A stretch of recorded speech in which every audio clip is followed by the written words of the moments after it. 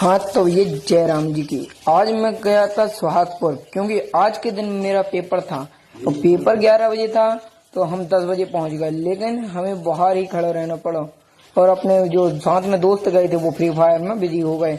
घर से निकलते ही हमारा सभी का प्लान यह था कि आज जमनी सरोवर जाना है, इसलिए हम पेपर देकर 3 बजे अपना जाते हैं जमनी सरोवर। लेकिन जहाँ हमारे साथ कुछ ऐसा हो है जाकि हमने कल्पना भी नहीं करी थी। जहाँ को दरवाजा सुबह 6 बजे से 12 बजे तक खुला था, 12 के बाद बंद हो जाते हैं, 4 बजे खुला था।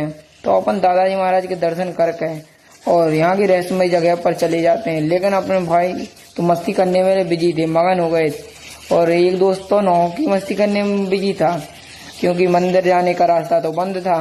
तो हम बाहर से ही दर्शन करके थोड़ी देर बैठ गए और आ गए। लेकिन आप प्रभु सुहागपुर आओ तो जमनी सरोवर जरूर आइयो, सब्सक्राइब जरूर करियो एक वीडियो।